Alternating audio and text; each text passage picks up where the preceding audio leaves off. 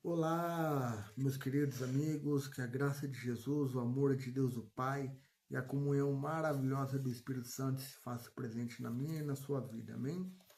Queridos, hoje eu vou começar uma série maravilhosa aqui no canal. Esses dias eu voltei a reler o livro de Ellen White, né? O Desejado de Todas as Nações, né? Tá meio apagado aqui, mas aqui está. O Desejado de Todas as Nações, né? Eu comprei esse livro quando estava no segundo ano da faculdade, né? E eu li praticamente ele todo, né? E estou retomando aí a leitura desse livro, né? Como devocional da parte da manhã, né? E eu vou fazer o resumo de cada capítulo desse livro, tá bem? Para você acompanhar. Não sei se você já leu ou se você estará lendo, né? Mas enfim, vou deixar esse material aqui com vocês, né? Para abençoar, não só como abençoou a minha vida e está abençoando, porque eu ainda não terminei, eu estou ainda lendo, estou no 7º capítulo, né? Começo amanhã o 7º capítulo, né? Mas assim como ele tem me abençoado, eu espero que este livro também abençoe sua vida, né? Com o resumo de cada capítulo, né? Dessa importante obra de Ellen White, da autora americana, né? Ellen White. Né? Sabia que Ellen White escreveu 5 livros a respeito de Jesus? Né? A respeito de Jesus e também, logicamente, a respeito da justificação pela fé, né? Ela escreveu sobre o Desejado de Todas as Nações, né? Que é isso que eu estou lendo aqui. Ela escreveu Parábola de Jesus, que é um outro livro maravilhoso que conta todas as parábolas de Jesus. Ela escreveu um livro que eu li, o meu primeiro livro que eu li aos 10 anos de idade, de Ellen White, foi O Maior Discurso de Cristo. Exatamente, esse foi o meu primeiro livro de Ellen White que eu li quando eu tinha 10 anos. Então, O Desejado de Todas as Nações, Parábolas de Jesus, O Maior Discurso de Cristo, Vida de Jesus, exatamente, Vida de Jesus, e temos aí também Caminho a Cristo, um outro best-seller a respeito de Jesus também, da justificação, da obra da salvação que ele faz em nossa vida, né? Então são esses 5 livros, preciosos livros, que nós devemos ler e aprender mais a respeito da pessoa maravilhosa de Jesus Cristo, né? Então são 5 livros que ela escreveu do ano de 1880 até o ano de 1900, ok? Então ela teve aí 20 anos para produzir a série Conflito, né? E na série Conflito, obviamente, esses livros que eu acabei de mencionar, eles foram escritos, né? Eles foram escritos. Mais para frente posso colocar a história de cada um desses livros, como foi escrito, né? Seria muito interessante, né? Então vamos lá para o resumo do primeiro capítulo do livro O Desejado de Todas as Nações, de Ellen White, né? Então, o capítulo 1, cujo título é Deus Conosco, ele apresenta Jesus Cristo como a revelação suprema de Deus, do amor de Deus para com a humanidade, né? Então ele é, inicialmente aqui nesse capítulo, ele é chamado Deus Conosco. Jesus é chamado de Deus Conosco, né? Por quê? porque a sua encarnação, a encarnação de Jesus, demonstra que o Criador não está distante, né? Ele não está lá no céu, ele não está despreocupado, ele não está vagueando por aí, ele não está longe para que o pecador não possa alcançá-lo, né? Mas sim, ele está interessado na salvação de seres humanos, a nossa salvação, a minha e a sua salvação. Deus está interessado em nossa salvação. Então ele não só está no céu, né, geograficamente falando, mas ele escolheu habitar entre os homens. Ele escolheu habitar entre os homens e dar a salvação para cada um de nós, né? E não só, mas ele também se interessa aí no nosso bem-estar, né? Talvez você esteja passando por dificuldades, problemas, depressão, angústia, síndrome do pânico, burnout, várias outras doenças mentais, psicológicas, né? Saiba que Deus, ele ama você, né? Deus, ele te ama, ele morreu na cruz por você, né? Para dar um futuro e uma esperança para você, conforme diz Jeremias 29:11. Jesus morreu para que eu e você tivéssemos esperança. Jesus, ele escolheu estar sujeito ao pecado para que eu e você, um dia, não muito longe, pudéssemos estar independentes do pecado. Amém? Ou seja, ele escolheu viver aqui nesse mundo, ele escolheu estar entre nós, né? Ele escolheu se revestir da humanidade, a divindade revestida da humanidade, né? Ele escolheu a nós, né? E como prova disso é a morte dele na cruz do Calvário, né? Mas ele não veio só para salvar, né? Ele veio para te dar bem-estar enquanto nós estamos aqui neste mundo, né? Ele está preocupado com você neste momento, que chora, que dá risada, né? Que está preocupado por alguma coisa. Ele está atento a você, está atento a mim, né? Ele é um Deus humano, ele é um Deus divino humano. Ele sabe o que é padecer, como a Bíblia diz, né? Ele sente as nossas dores, ele sente as nossas alegrias, ele sente as nossas enfermidades, ele sente as nossas vitórias, as nossas conquistas. Deus sente. E Deus se alegra conosco também, porque ele foi um ser humano tanto quanto nós, tanto quanto eu e você, né?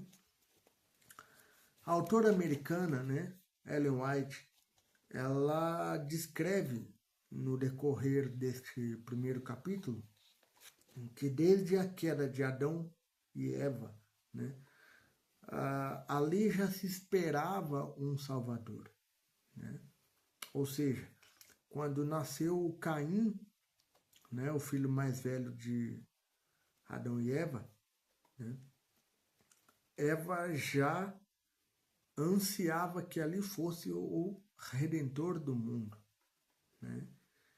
E geração após geração, todas as mães hebreias, ao terem os seus filhos homens, todas elas, indistintamente, já esperavam que ela fosse a bem-aventurada, né? Ao dar à luz a um filho, a Davi, por exemplo, a Saul, por exemplo, né? A Abraão, a Daniel, a Samuel, a Moisés, né? A Elias, a Eliseu, né? Jeremias, Ezequiel. Ao essas mães darem à luz um filho homem, elas já esperavam que este fosse o libertador prometido que haveria de vir, né? Então, desde o primeiro bebê que nasceu do ventre de Eva, né, a esperança já ela ganhava força. A esperança ganhava força. Enfim, o pecado veria o seu fim. Mas geração após geração, a esperança, os planos eram frustrados e a esperança era retomada. A esperança ganhava força, porque lembrava que um dia o prometido viria, né? Os patriarcas, os profetas, os reis do Antigo Testamento, né? Todo apontava para Jesus Cristo, para a vinda do Messias. Os profetas, com as suas profecias, com as suas advertências, né? Todo mundo ali conduzindo, guiando o povo para o grande advento que aconteceria, né? Que era o nascimento de Jesus, né? E Cristo não veio só neste mundo para revelar a verdade, mas para ser a verdade própria, a verdade encarnada. Ele veio ser a verdade. Ele não veio apenas mostrar, ele veio ser verdade, né? Como ele mesmo afirma, né? Em João 14, verso 6, eu sou o caminho, a verdade e a vida, né? Então aqui vemos que desta maneira Jesus veio reconciliar, veio reconectar o ser humano a Deus de forma perfeita e acessível, né? Ele veio mostrar verdadeiramente o caráter de Deus. O caráter de Deus. Sendo assim, então, o capítulo também ele ressalta, né, que os homens, por si só, eles não podem sequer compreender os mistérios a respeito de Deus. Nós não conseguimos compreender os planos, os mistérios, os desígnios, o que vai no coração de Deus, nós não conseguimos compreender. Não tem como dimensionar o que Deus pensa, o que Deus faz, quais são os planos delineados por Ele para cada um de nós. É claro que temos a Bíblia, né?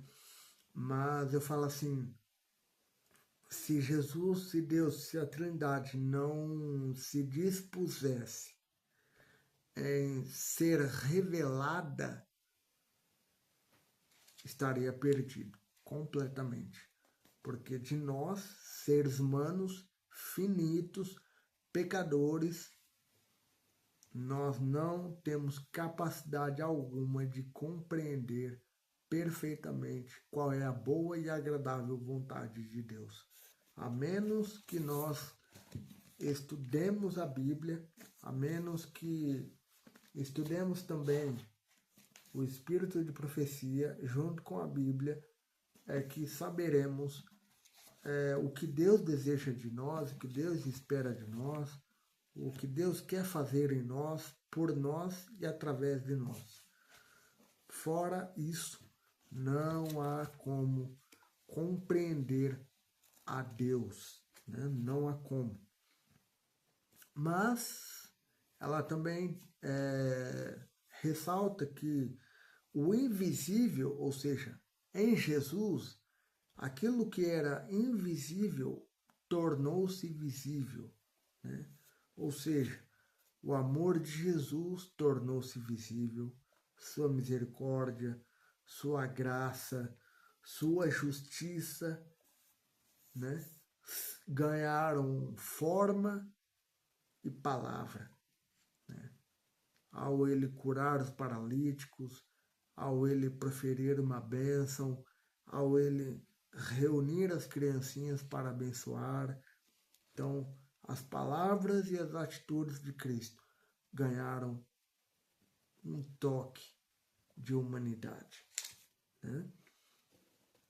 E a presença de Jesus na Terra, meus queridos, ela foi fundamental para o nosso mundo, porque o nosso mundo estava num caos tremendo, moral, espiritual. Satanás tinha corrompido a imagem de Deus na humanidade. Pelo menos na altura do nascimento de Jesus, 4.000 anos. Então imagina aí 4.000 anos degenerando a raça humana, como que ela não estava na altura em que o nosso Senhor Jesus Cristo nasceu, não é? Então,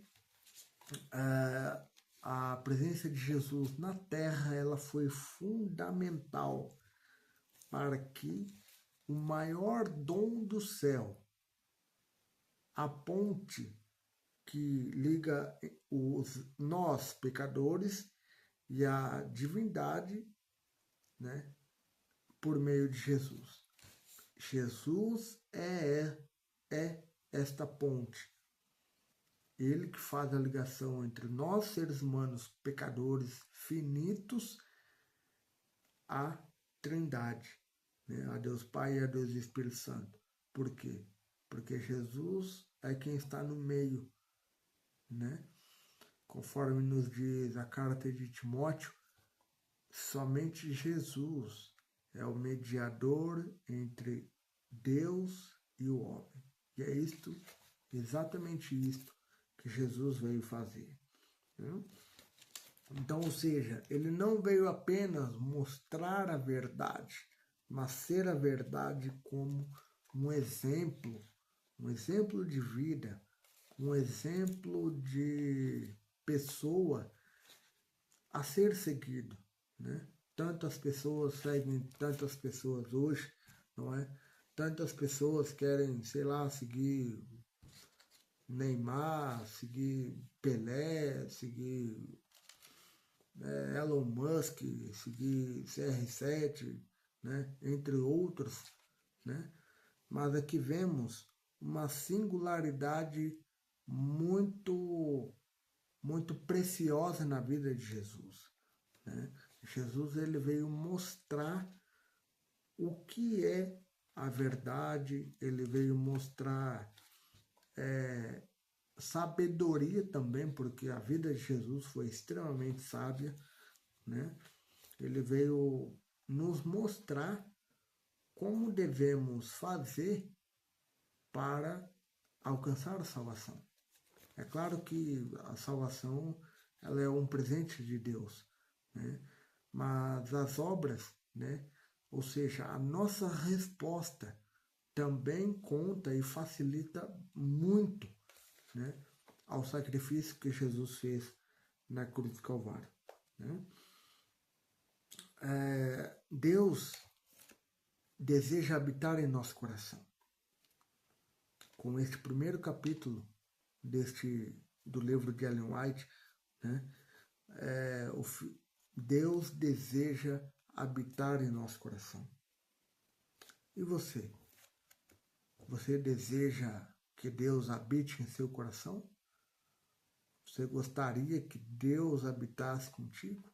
Escreva aqui nos comentários: eu quero que Deus habite em minha vida. Eu aceito Jesus habitar em minha vida. E você? Vamos orar? Querido bom Pai, grato te somos, Senhor, pelo dom da vida. Obrigado por vir a este mundo mau, perigoso, manchado, marcado e dominado pelo pecado. Graças a Ti, Senhor, e a Sua morte na cruz do Calvário, é que nós temos um dia a esperança de estarmos contigo no céu. Muito obrigado pela Sua morte na cruz e que ela seja uma bênção para a minha vida e para a vida de meus seguidores aqui também, deste canal. Que todos eles estejam, melhor dizendo, debaixo do sangue precioso de Jesus. Perdoe os nossos pecados, pois somos pecadores, miseráveis, pobres, cegos e nus. Não merecemos a vida eterna, merecemos a morte eterna, mas pelo dom gracioso de Cristo Jesus. O salário do pecado é a morte, mas o dom gracioso de Cristo Jesus é a vida eterna. E isto Jesus nos deu na cruz do Calvário, a vida eterna. E grato te somos por isso. Em nome de Jesus. Amém. Até o próximo capítulo, se Deus quiser.